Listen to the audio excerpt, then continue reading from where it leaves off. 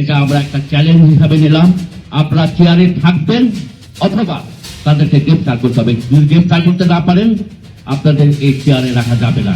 72 ঘন্টার ভেতরে গ্রেফতার করতে হবে।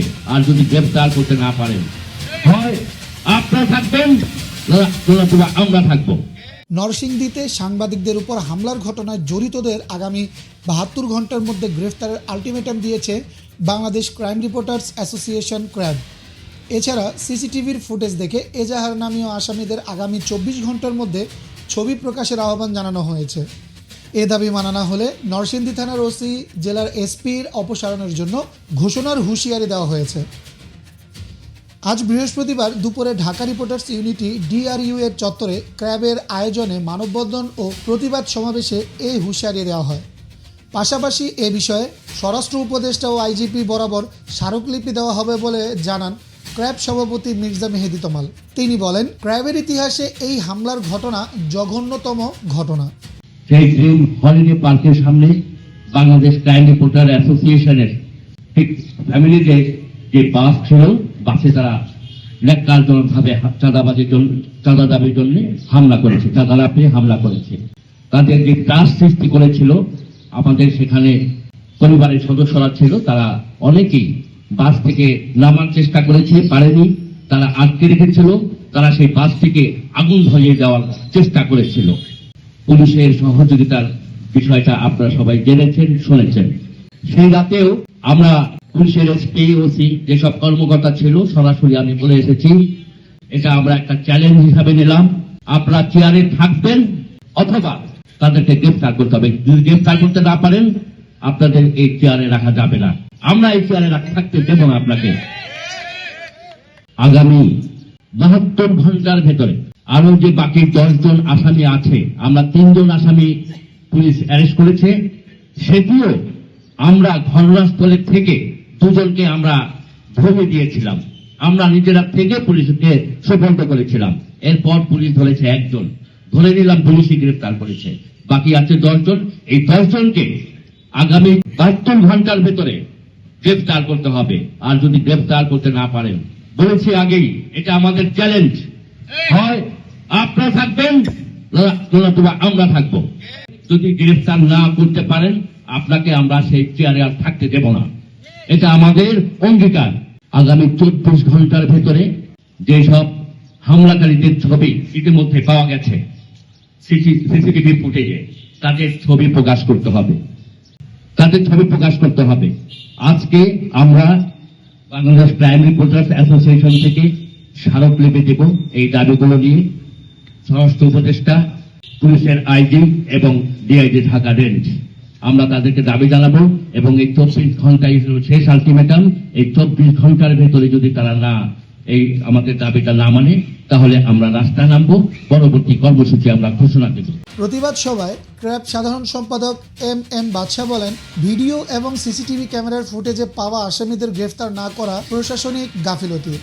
ঘটনার পরপরই অভিযান শুরু না করে দীর্ঘ রাত পর্যন্ত অপেক্ষা করে আসামিদের পালিয়ে যেতে সহযোগিতা করেছে পুলিশ।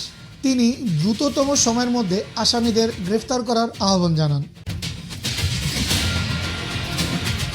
ঢাকা সাংবাদিক ইউনিয়নের সভাপতি শহীদুল ইসলাম বলেন, ঘটনার পর স্বরাষ্ট্র উপদেষ্টা বা আইজিপি কেউই ক্র্যাবের নেতৃবৃন্দের সঙ্গে যোগাযোগ করেননি, আহতদের দেখতেও যাননি, যা খুবই দুঃখজনক। নরসিংদীতে যারা সাংবাদিকদের হামলা করেছে তারা চাঁদাবাজ, তাদের সঙ্গে পুলিশের যোগসাজশ রয়েছে, কারণ পুলিশও ওই সব চাঁদাবাজদের কাছ থেকে ভাগ পায়।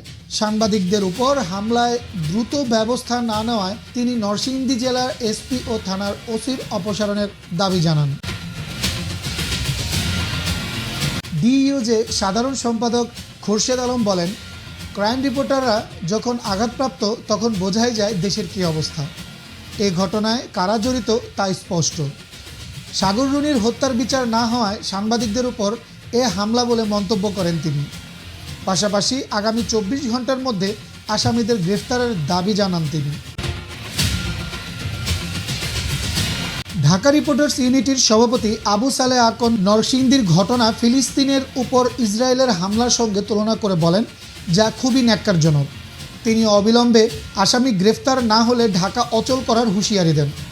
তিনি বলেন, স্বাধীনভাবে কথা বলার জন্যই শেখ হাসিনাকে তাড়িয়ে দিয়েছে এদেশের মানুষ। সরকারের সংশ্লিষ্টদের কার্যক্রমে ক্ষোভ প্রকাশ করে তিনি বলেন, এদের দিয়ে কিছু হবে না, যে কারণে আইন শৃঙ্খলা পরিস্থিতির উন্নতি হচ্ছে না। আগামী 24 ঘন্টার মধ্যে আসামিদের গ্রেফতার করা না গেলে কঠোর কর্মসূচির হুঁশিয়ারি দেন ডিআরইউর সভাপতি। ডিফেন্স জার্নালিস্ট অ্যাসোসিয়েশন ডিজাব এর সভাপতি মোহাম্মদ আলমগীর হোসেন বলেন, সাংবাদিকরা কারো বন্ধু নয়, যে কারণে কোনো ঘটনার শিকার হলে সাংবাদিকদের পাশে কেউ এগিয়ে আসে না। সাংবাদিকদের ঐক্যবদ্ধ থাকার আহ্বান জানিয়ে হামলার ঘটনায় মূল হোতাকে চিহ্নিত করার দাবি জানান তিনি। ক্র্যাবের সাবেক সভাপতি খায়রুজ্জামান কামাল বলেন, ঘটনার পর পুলিশকে অবগত করা হলেও দ্রুত ব্যবস্থা নেওয়া হয়নি।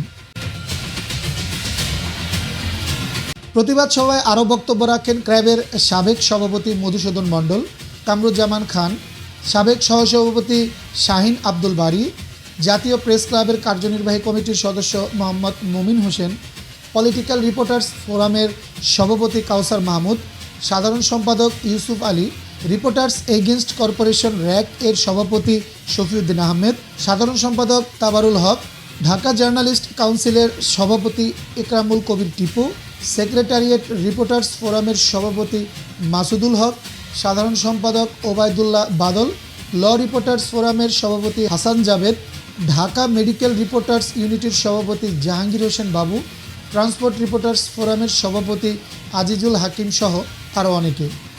এই সময় বিভিন্ন সাংবাদিক সংগঠনের সদস্য, ক্র্যাব কার্যনির্বাহী কমিটির নেতৃবৃন্দ ও ক্র্যাব সদস্যবৃন্দ উপস্থিত ছিলেন।